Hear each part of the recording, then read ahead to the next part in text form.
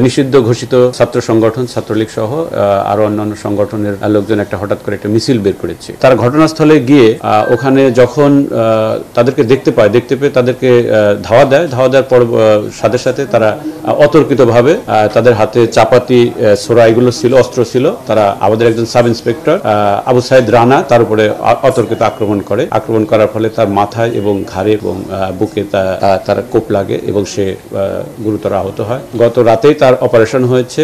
আমরা তাকে যথেষ্ট স্টেবল, ডাক্তার বলেছেন যে তার এখন উনি আশঙ্কামুক্ত। এর সাথে জড়িত যারা তাদের বেশিরভাগকে আমরা অ্যারেস্ট করতে সক্ষম হয়েছি। আমরা এখন পর্যন্ত 18 জনকে অ্যারেস্ট করতে পেরেছি। মিছিলের সময় যারা আমাদের কাছে নিউজ দিয়েছে তারা মিছিলের সময় তারা এই অস্ত্রগুলো প্রদর্শন করেছে, এগুলো সহ তারা মিছিল করেছে। সংশ্লিষ্ট অপরাধের আইনে তাদের বিরুদ্ধে আমরা মামলা রুজু করব।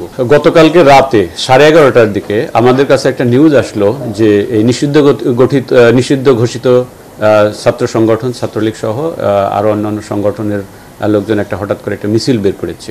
তো এই তথ্য আসার সাথে সাথে আমাদের যে বন্দর থানার ওসি তার টিম সহ ঘটনাস্থলে পৌঁছে যায় এবং তার ঘটনাস্থলে গিয়ে ওখানে যখন তাদেরকে দেখতে পেয়ে তাদেরকে ধাওয়া দেওয়ার পর সাথে সাথে তারা অতর্কিতভাবে তাদের হাতে চাপাতি ছোরা এগুলো ছিল, অস্ত্র ছিল। তারা আমাদের একজন সাব ইন্সপেক্টর আবু সাইদ রানা তার উপরে অতর্কিত আক্রমণ করার ফলে তার মাথায় এবং ঘাড়ে এবং বুকে তার কোপ লাগে এবং সে গুরুতর আহত হয়। আহত হওয়ার পরবর্তীতে আমরা তাকে তাৎক্ষণিকভাবে আমরা চিটাগাং মেডিকেল কলেজ হাসপাতালে আমরা তাকে পৌঁছাই এবং সেখানে তার চিকিৎসা অব্যাহত আছে। তার অবস্থা এখন বর্তমানে অনেকটা স্টেবল। গত রাতেই তার অপারেশন হয়েছে। আমরা তাকে যথেষ্ট স্টেবল, ডাক্তার বলেছেন যে তার এখন উনি আশঙ্কামুক্ত। আর আমরা সারা রাত আমরা অপারেশন পরিচালনা করে আমরা এর সাথে জড়িত যারা তাদের বেশিরভাগকে আমরা অ্যারেস্ট করতে সক্ষম হয়েছি। আরও 2-1 থাকলেও আমরা তাদেরকে আশা করি দ্রুততম সময়ের মধ্যেই আমাদের আইনের আওতায় নিয়ে আসতে পারবো। এরা নিষিদ্ধ সংগঠন ছাত্রলীগ যুবলীগের সংগঠন, রাইট। আমরা এখন পর্যন্ত 18 জনকে অ্যারেস্ট করতে পেরেছি। তারা মূলত দেশীয় অস্ত্র যেগুলো চাপাতি, কিরিস, তারপর বড় ছোরার, তারপর আপনার চাইনিজ কুড়াল, এগুলো নিয়ে মিছিলে ছিল তারা। এবং মিছিলের সময় যারা আমাদের কাছে নিউজ দিয়েছে তারা মিছিলের সময় তারা এই অস্ত্রগুলো প্রদর্শন করেছে, এগুলো সহ তারা মিছিল করেছে। তার মানে তাদের একটা ছিল আর কি, আগে থেকে প্রস্তুতি ছিল আর কি।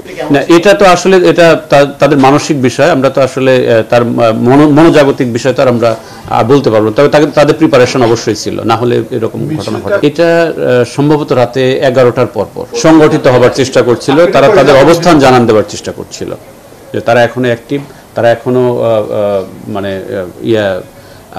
অ্যাক্টিভ আছে, এটাই তারা মানে জানান দেওয়ার চেষ্টা করেছিল। এটা আমি যতটুকু জানতে পেরেছি 25-30 জন এরকম। আমরা এখনো বিস্তারিত জিজ্ঞাসাবাদ করতে পারিনি। আমরা জিজ্ঞাসাবাদ করলে আমরা আরো তথ্য তাদের কাছ থেকে উদ্ঘাটন করতে পারবো।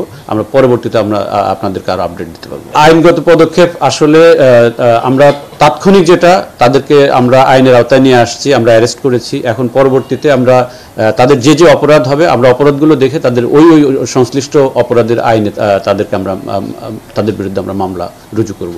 এটা একটু যে আমাদের সল্টগোলা ক্রসিং থেকে একটু দক্ষিণ পশ্চিম দিকে, এটা সম্ভবত খালপাড় জায়গাটার নাম। ইলেকট্রা রেফ্রিজারেটর, খাবার তাজা তো জীবন তাজা। ইলেকট্রা ফ্রিজের রাজা, খালপাড় জায়গাটার নাম। এবং এখানে একটু ঘনবসতি, লোকজন একটু বেশি, এটা আগে থেকে একটু অপরাধ প্রবণ এলাকা। তারপরে আমরা সবসময় এটাকে নজরদারিতে রেখেছি। তো যা হোক, গতকালকে আবার হুট করে তারা বের হয়েছে। আমরা মানে সবসময় সজাগ আছি। খালপাড়টা আসলে আপনি একটা বিষয় জানবেন যে আমি এখানে নতুন, আমাদের যে অফিসার ইনচার্জ সে 3 দিন আগে এখানে জয়েন করেছে। তবে খালপাড় যে খুব বেশি মানে বড় অস্ত্রশস্ত্র এগুলো নিয়ে হয় না, ছোটোখাটো ছিনতাই, চুরি, এই ধরনের অপরাধী বেশি হয়। ছিনতাইয়ের ঘটনাটা এই অঞ্চলে ঘটে আর কি। না, যদি ছিনতাইয়ের উদ্দেশ্য থাকতো তাহলে তারা মিছিল করতো না, স্লোগান দিত না। ছিনতাইয়ের উদ্দেশ্য থাকলে ছিনতাই করে পালিয়ে যেত, এটা হওয়ার কথা ছিল।